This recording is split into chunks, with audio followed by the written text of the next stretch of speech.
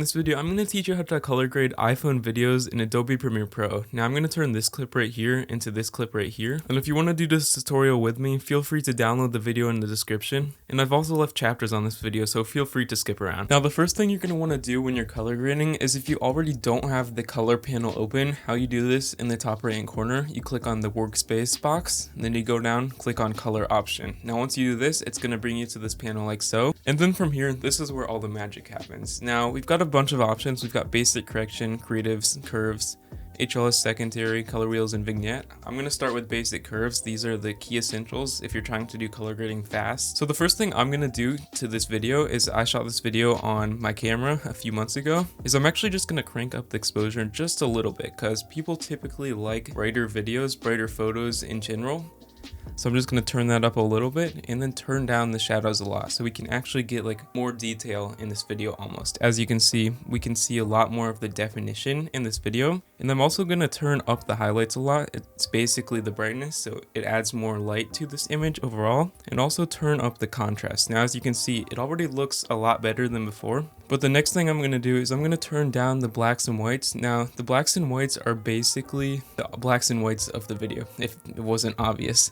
So I'm just going to turn those down just a little bit, not too much though, because you can actually see a lot more of the color in this video, you could say. And I'm also going to decrease the temperature a little bit. Now temperature is used to like give the video more of a feel. If you're trying to give it a more of a warm look, you use temperature. In this case, I'm going for more of a cooler temperature because I want the colors to be a little bit more vibrant in this video. And then I'm going to turn up the saturation just a little bit, not too much, because I don't want it to be like oversaturated and colors to be too vibrant. Once I turn that up a little bit, I'm pretty satisfied with how this is so far. But if you want to see the before and after of like your progress on how it's been since you've started this, is all you have to do is you click on the little FX in the top right hand corner. As you can see, when I click on that, it shows the before and after, and already we've made a lot of progress on this video. As you can see, I'm going to leave this on because I want it to be color graded and not color graded. So once we've done that, and that concludes basic correction. Now once we've done that, we can go down here to the next panel. It's called creatives. As you can see, this is basically a filter.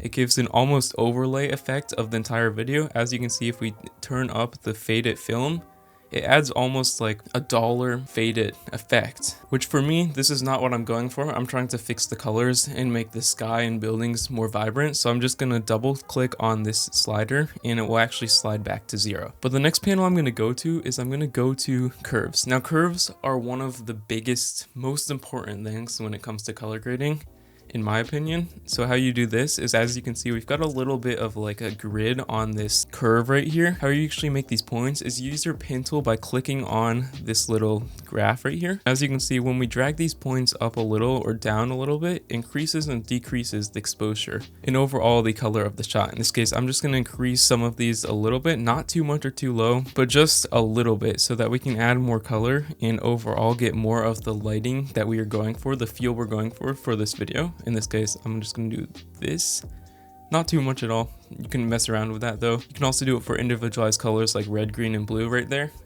In this case, I'm just going to go down to the next option, which is color wheels and match. Now me in particular, I don't use this setting a lot. I use HSL Secondary, which I'll go over in a second, a lot more, which actually brings out more of the colors for these buildings and all. But if you want to use color wheels and match, this basically changes the color of the entire image. As you can see, when I crank up the midtones, the shadows and the highlights a little, it's a lot more like reddish, grayish almost. In this case, I'm just going to Control Z all of that. But if you want to increase them a little bit, I recommend using this slider. I'm just going to do highlights a little bit so we can see the buildings a lot more apparent. And you can also do this, and you can also do the face detection tool on this if you want to change people's face colors. But in this case, I'm not trying to use that, so I'm just going to click on color wheels and match, close that out, and we're going to go down to HSL Secondary. Now this is my favorite setting of the entire color grading process. It has the ability to completely transform your video. In this case, I'm going to click on the eyedropper tool. It's right here next to the set color option. Once you click on that, you can actually choose the color building or the sky or like any subject that you want to in this image.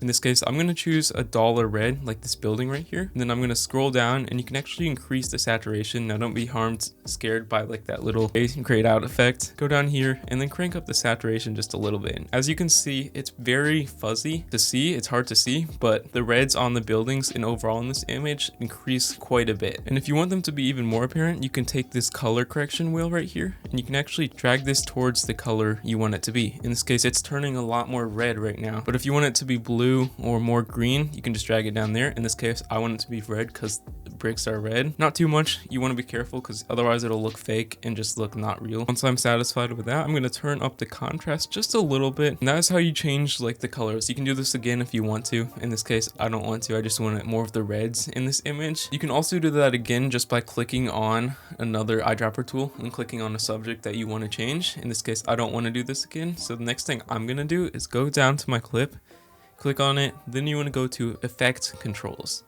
Now, how you actually go to effect controls is you can go into the edit option if you don't see effect controls already, but I can already see it in my case. So you go down to here. Once you're in effect controls, all you do, you click on Lumetri Scopes at the very top, and it might take a second to load. You might have to re-click on your clip, and as you can see, once it loads, you want this graph right here, and if you don't have it, you just right click and you click on the waveform graph. As you can see, it's off now, and there it's on. But what this basically means is you want all of these colorful lines right here around the middle, around the 50, 60, 40 range. You want them like in the middle. This is how Premiere thinks you should color grade it. And you don't want any of these lines to be too high to the top. In this case, if I turned up the exposure all the way, all the lines would be at the very top, which is not what we want. But if I turned it down all the way, it's basically terrible. In this case, I just want them sort of in the middle, just around hovering 50%. It's okay if they're a little scattered because that's how it looks sometimes, but you just don't want any touching the very top or very bottom in this case. And you can also change a lot of these settings. If you want your Lumetri scopes to be more in the middle, you can increase your shadows and decrease your whites, and they're more in the middle. That's not what I'm going for, but if that is what you're going for, use these as a guiding reference. And then finally, the last thing that we're gonna do is we're gonna go down to Vignette. Now Vignette, you just click on it.